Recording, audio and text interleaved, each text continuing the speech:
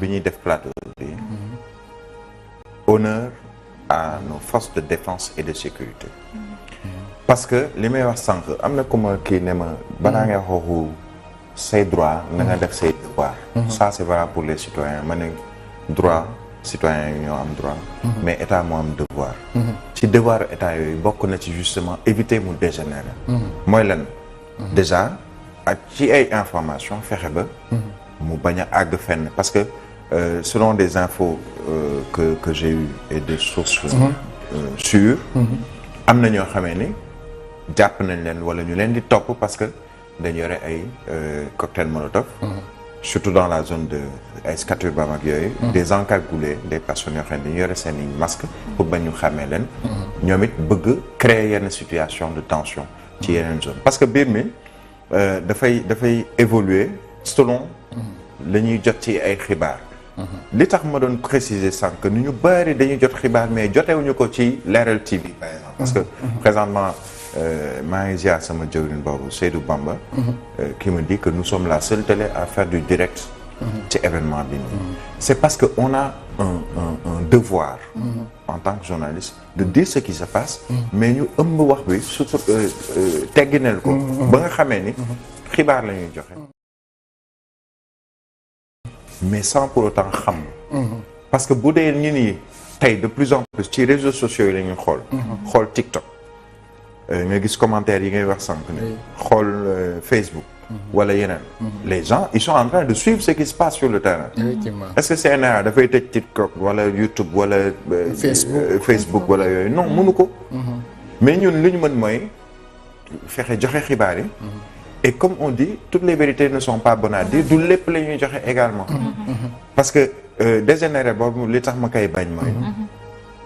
lu dégénéré fa muy mujjee lu commencé doo xam fu muy tàmbale et sànq ñu ngi wax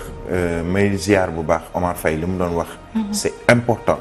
tu peux avoir 1 milliard de francs CFA nii nga teg ko nii ci table bi te du la jëriñ absolument rien du tout bu fekkee ne situation dafa dégénéré bi ngay wax wala mu àgg ci yenn bëri il suffit nga doon que mës a voyager dugg dans la sous-région les pays qui ont connu ce qu'on appelle une guerre civile un mot que je n'aime pas et je duma ci insister parce que tolluñu foofu li tax tolluñu foofu mooy on a une armée républicaine des policiers des gendarmes républicains des forces de défense et de sécurité républicaines également ñoo xamee ni donte seeni frères la ñuy jàkkaarloo di sànni lacrymogène yenn saa yi nga dégg ñu ne bal fetal nit faatu na ci balu fetal loolu déjà c'est une parenthèse j'interpelle le ministre de l'Intérieur sur ce point il a sorti un communiqué pour dire que am na ko xamee ni dafa faatu démb xam bëgg démb balu fetal moo ko rey mais dans son communiqué nulle part je n'ai lu une enquête sera ouverte gisuma ko ci communiqué bi ay massawu jaale yu mel noonu laa ci gis mais gisuma benn yoon fu ñu nee ni dañ ubbi enquête ndax bëgg nañu xam man personnellement journaliste je veux savoir balu fetal boobu fan la jóge police la jóge gendarmerie la jóge wala un citoyen bu bokk ci côté mais parfois di leen wax ne dañuy ubbi enquête mais enquête du mujj fenn waaw mais ba léegi man nee ma ni ubbi naa enquête wala nañ ubbi enquête ma xam ne ubbi nañ enquête moo gën nga ne ma ñu ngi leen di jaale point final donc ça c'était une parenthèse mais quand je dis mais sànq tamit balaa ñuy génn ci parenthèse boobu dañuy des ci biir parenthèse bi parce que wax nga sànq ne bëggoo li ñu naan moo dégénéré deuxièmement tamit ak guerre civile ci bëggoo moo boobu noonu parce que tolluwuñu foofu est-ce que tey mënuñu wax ne lii raam ci ñag bi la jëm tamit buñ ci jëlu ay matukaay te en plus wax nga ne état moo war a jël ay matukaay mais s'il y a résistance bi nga xam ne moom la ñuy woote chaque jour résistance boobu est-ce que loolu mënul indi lu xam nga ku woote résistance dañ ne pour reprendre ce terme dafa am ku woote résistance c'est le président Ousmane Sonko du parti PASTEF membre de la coalition Yewwi Askan Wi signataire du mouvement F24 c'est son droit en tant qu'homme politique qui se sent opprimé ou qui se sent acculé mais mu ne mais génn leen dañuy xeex Ablaye Wade daan na fi wax naan leen ni bu leen policier xaw ma la ne dóoree wekki leen seenu vélo fayu c'était une forme de résistance ay lii bu ñu leen defee nii def leen nangam Sonko moo ci mujj wax. ci mais loolu bu amee fan la jëm. waaw loolu bu amee. parce que mais ñiy loolu def bu amee kan mooy mais kiy def résistance. mais c'est pas la personne bi nga xam ne moom moo woote. mais boobu soulèvement mën na am. parce que askan bi ñoom ñooy jëflanteeg ak takk der yi. mais te buñ tollee foofu day doy waar. àgguñu foofu te duñu fa àgg incha allah. te ñaanuñu yàlla ñu àgg fu mu. amiin yaa rabbi. xamul tax. mooy li may wax sànq ne ni ceux qui sont allés dans certains pays où il y a eu une fois une guerre civile. même si c'est de 2 jours. gis nañu conséquences yi ba tey jii ñu ngi koy dund. va au Libéria. va en Côte d'Ivoire. même fekkee ni Côte d'Ivoire defaraat nañ seen bopp. mais ba léegi y a les vestiges de cette guerre qu'il y a eu. Sierra Leone, Guinée-Bissau. mais va dans tous ces pays. que je connais parce que dem naa fa mais nuyu également. le président Moustapha Cissé Lo jiite woon parlement de la CEDEAO ñu ànd ci réew yu bari ci yu mel noonu te nga gis li fa xew dama dem benn année Libéria je discute en anglais avec des gens du Libéria ñu dem ci booru géej gi ñu nekkoon ci benn restaurant mu lay expliquer ci géej gi fa ñu nekkoon fii lañ jàppee diw fii lañ boomee diw fii daaw ñëw ba fii di la expliquer ce qu'ils ont vécu durant la guerre au Libéria nga dem fu ci mel ni nu ñu koy ci Côte d'Ivoire ñu ngi defaraat seen bopp mais y a une situation boo xamee ni est-ce que Côte d'Ivoire na mu bëggoon a jógaatee mën na ko jógaat noonu au bout de plusieurs années c'est pas évident gis nga réew mu am guerre il te faut plusieurs années avant ngay mën a jógaat sur le plan économique sur le plan social sur le plan infrastructure sur tous les plans et c'est aussi l'occasion parce que am na benn kenn ci auditeur téléspectateur ku muy yónnee message ne ma mais les gens nañu taal nañ def leen neex mais nañ fàtte ni infrastructure yi ñuy taal ak bërëb yi ñuy ñoom Macky Sall moom ko ñu ñoo koy moom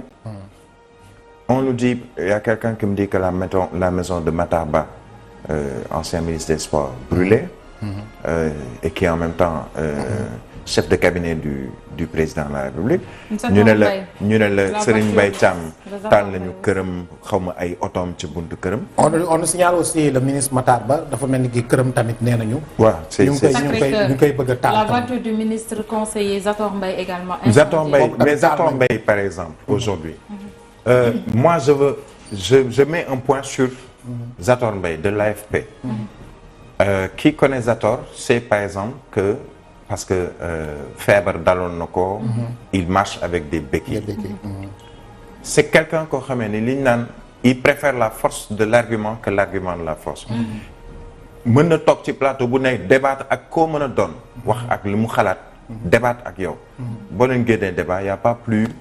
nu ñu koy ti poli que lui nga ñëw taal këram taal otom plutôt waxee moo nekkoon ay tànkam on dira que non mën nañ ko wutal beneen oto mais au nom de quoi quelqu'un qui ne s'est pas affiché d'accord bokk naa ci nguur wala bokk naa ci opposition est-ce une raison pour que nga taal sama kër wala nga taal sama oto wala nga taal leneen non xamul tax parce que aujourd'hui nañu naan pensée unique Birahim Touré li muy wax am na ñu mu déranger du côté du pouvoir ou du côté de l'opposition mais on est en démocratie la démocratie c'est quoi j'ai le droit dans les limites qui me sont permises par la loi par le règlement par la société ma wax sama xalaat en tant que citoyen sénégalais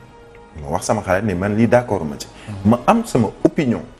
ne ni moi je suis pas d'accord sur la marche de Macky Sall la manière dont il gère le pays mais c'est mon opinion mais est-ce que dañ may tëj ci sama opinion boobu wala ñu war a taal sama kër ci sama opinion wala ñu war ma xoqatal ci sama opinion alors que yow da ngay am sa opinion ma nangul la sa opinion c'est que dañu toll ci benn réew boo xam ne nous ne sommes pas en URSS nous ne sommes pas en URSS et nous ne sommes pas en Russie aujourd'hui nga xamee ni tu viens avec ton opinion balaa ngay génn di def direct ci benn place c'est Kremlin wala feneen police voilà 5 minutes ñëw jël si la nous ne sommes pas en Iran Corée du Nord nous ne sommes pas dans ces pays où il y a pensée uniquement fa am amul opposition daanaka ni ñu ko mën a waxee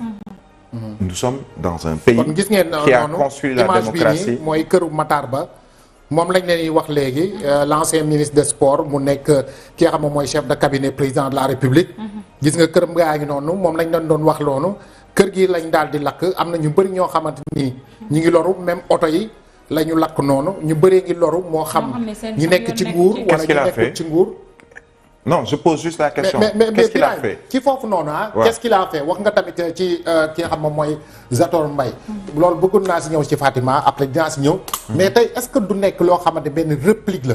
réplique boo xamante ni muy ndaw ñi gannaaw bi nga xam ne am na ñu bëri dañ leen interpellé caabi féet leen ginnaaw comme li nga wax sànq di wax seen xalaat li xew ci réew mi moo xam que ça soit mu nekk si Facebook YouTube. wala boog TikTok wala feneen ak feneen ñu ñëw kay leen jàpp leen dugal leen ci biir kaso bi mais est-ce que loolu tey nekkul loo xamante ni moo indi lii muy wàllu fayu. je ne prendrai yéen a ñuy jàpp waaye tamit ñu bokk si yéen du ñu am jàmm. du am pour man amul corrélation. dafa mel ni ki fayu boobu laa gis man personnellement. dans ma lecture de la chose. pour man y a pas une corrélation.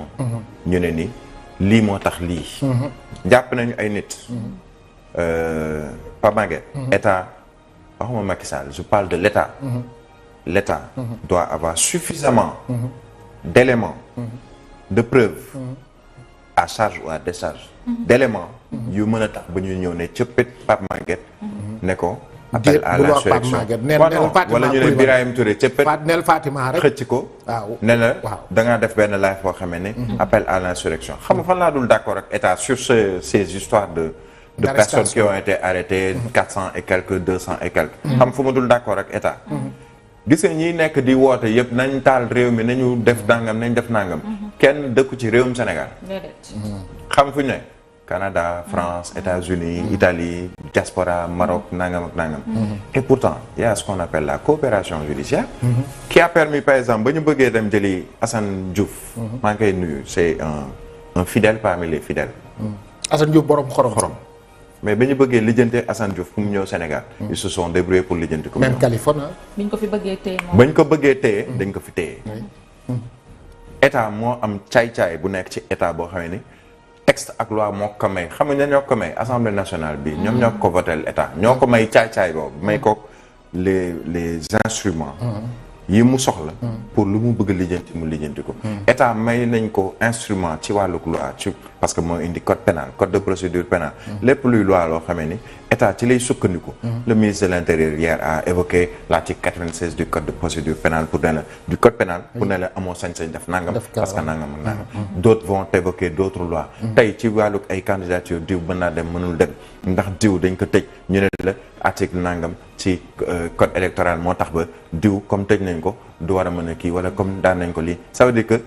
ñun ay citoyens sénégalais nekk député ñoo dem au fur et à mesure depuis des années même ma terminer juste pour créer ay lois yoo xam ne ñoo jox état doole